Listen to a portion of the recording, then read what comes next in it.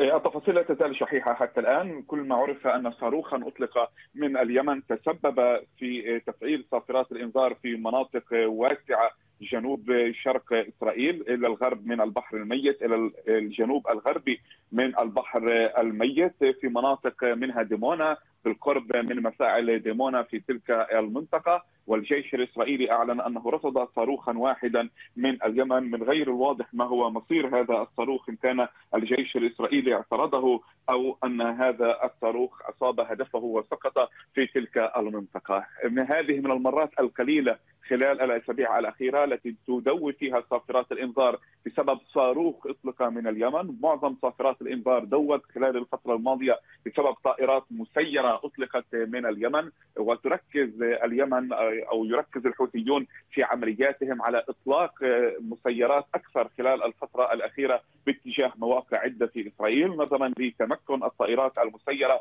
من تجاوز المضادات الإسرائيلية في كثير من الأحيان والوصول إلى أهدافها. حتى الآن التفاصيل النهائية لما حدث ليست واضحة بنسبة 100%. الآن صدر بيان من الجيش الإسرائيلي، بيان مقتضب، يقول إنه تم تفعيل صافرات الإنذار في منطقة البحر الميت ومنطقة وادي عربة بعد رصد صاروخ أطلق من اليمن، ويقول إنه سيرسل تفاصيل إضافية لاحقا دون أن يذكر مصير هذا الصاروخ، إن كان قد اعترض أو أنه أصاب هدفه وسقط في تلك المنطقة.